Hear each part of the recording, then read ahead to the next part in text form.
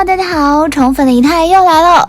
春晚是一个承载了很多回忆和期待的特别存在，几乎成了我们每年守岁的硬菜。这不，今年的春晚也紧锣密鼓地安排上了。一般来说呢，在春晚进入倒计时10天以内，节目的排序和明星的阵容已经基本确定，然后就是紧张的彩排环节。相比其他晚会，春晚是每年的重头戏，彩排呢也要隆重得多，而能上春晚也是艺人的殊荣。在开始今年春晚阵容揭牌前，以太再和大家啰嗦几句。因为春晚比较隆重，所以每年最少要进行5次连排，这重视程度大家感受到了没？还有春晚是连排不是彩排，这两者有什么区别呢？简单来说，连排一边是指不带妆的排练，而彩妆则是带妆的排练。这样岂不是能看到偶像的庐山真面目？要是有这个想法，那你有点天真哦。因为主要的表演嘉宾在连排中大部分是带妆的，而且从往年经验来看，春晚的最后一次彩排也全员带妆进行。值得一提的是，今年的第一次连排早在2月1日就拉开了序幕。想不想知道参与首排的明星都有谁呢？别急，马上揭晓。易烊千玺、王源、朱一龙、万茜、王一博、任嘉伦、迪丽热巴、秦海璐、岳云鹏、丁真、张杰、陈伟霆、刘雨昕、江疏影、李易峰、张艺兴、关晓彤、黄子韬、李宇春、金晨、李沁、李现、张雨绮、佟大为、倪妮、欧阳娜娜等通通在列，有没有很惊喜？不知道大家啥感觉，反正以太是蛮期待的。这边的首排名单还没看够，2排的嘉宾就曝光了 The Night、 周深、时代少年团，还有小道消息称肖战也参加彩排了。我的天，又是一波强阵！知名演员、人气歌手、顶流明星、劲爆男团、当红女团可谓应有尽有，据说还有知名网红。话说央视这回这么了解年轻人的口味吗？差不多搬来了大半个娱乐圈，这手笔怕是没谁了。估计也是因为今年的总导演又换了吧，变成了著名导演陈林春，而且还是一个总导演加3个副导演的阵容。除了亮眼的明星、强大的导演团，最吸引一太的还是节目单。单子有点长，咱们挑几个看看。首先就是易烊千玺、张杰合唱亲情歌曲《亲戚》，4次和冠军歌手的合作还是蛮有看头哈。刘德华、王一博、关晓彤的组合也很抢眼，天王加顶流又一个热搜预定。除了俊男靓女，今年的春晚还爆出不少新玩法，什么用魔术的方式讲故事啦，什么微型音乐会了，噱头十足。对了，还有时下流行的云传播、云互动，还有，据说今年春晚舞蹈数量有望创下历届新高，中国古典舞、少数民族民俗舞、现当代舞、芭蕾舞、街舞应有尽有，只能说喜欢舞蹈的小伙伴们有眼福了。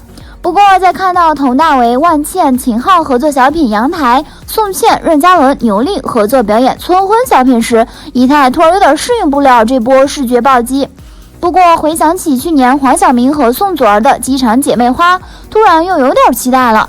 真不知道今年这样的组合会擦出怎样的火花。当然啦，有期待也有遗憾。从名单来看， TFBOYS 3小只整整齐齐，央视爸爸对他们可以说是格外青睐了。连续几年邀请3人登上央视舞台，可今年他们却没有合体演出。易烊千玺被拍到和张杰同出同进，王俊凯和陈立农、刘浩存有合作，王源则和月亮姐姐一起演唱了可爱的儿童歌曲。看到这安排，以太又要意难平了。更刺激的还在后面，咱们现在名单里看到的人呢，最后能不能顺利出场还不一定呢，因为每次连排都会避掉几个节目。这不，杨丽萍精心编排的以牛为主题的舞蹈作品就在2月3号被毙掉了。因为无缘春晚，杨老师特地将该舞蹈精美的服装和造型在社交平台分享了出来。看完发文和图片，以太直接惊呆了，评论区的质疑声也层出不穷。有人说大无语事件，主动邀约又突然把节目毙了。有人说杨丽萍的舞都上不了春晚，我倒要看看今年春晚舞蹈类节目是什么天外飞仙级别的。还有人说今年春晚导演到底要怎样，审美被狗吃了吗？这边的质疑声还没停下来，那边又传出开心麻花蔡明小品被毙的消息。这一波又一波的操作真的有点迷啊，据说连董卿也无缘春晚了。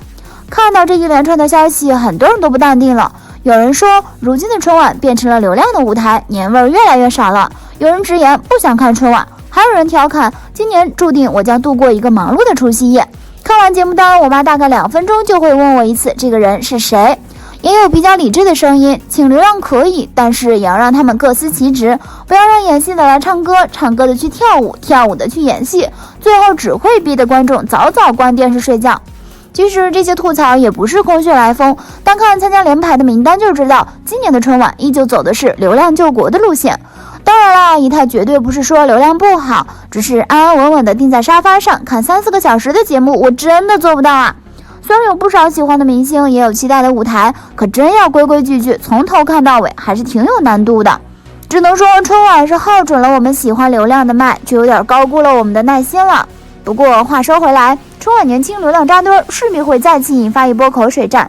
当然在这里仪态想说的是，春晚导演肯定有自己的考量，他们选择当红艺人也绝不是为了哗众取宠，更不意味着放弃质量，因为这些艺人除了自带流量之外，本身的实力也不容下去，而他们选择表演的节目当然也都是经过背后团队深思熟虑的。更深层次的原因则是，随着移动互联网的兴起，特别是视频网站和自媒体平台吸走了大量用户，并培养出崭新的观看模式，这对于年一度的央视春晚而言，其实冲击力很大。如果央视不主动求变，那么除了夕阳红忠实粉丝之外，将很快失去青年观众这一核心群体的关注度。主动求变永远好过被动改变，尤其在那些春晚元老无法获得新突破的时候，注入新鲜血液也不失为一个破圈的好办法。虽然目前很多人无法理解，但站在收视率的角度来看，这起码是一个好的发展方向。而且流量也不是原罪，只要流量运用得当，锦上添花也未尝不可。易烊千玺不就是一个很好的例子吗？不过仪态也预感到今年春晚我会超级忙。为什么这么说呢？因为家里的7大姑8大姨面对一些不认识的流量明星，肯定会围着我问这个是谁，那个又是谁，真是一个欢乐又悲伤的故事。好啦，今天的视频呢就分享到这里啦。如果喜欢四姨太的视频，就请多多订阅和关注，四姨太每天都会更新精彩娱乐资讯哦。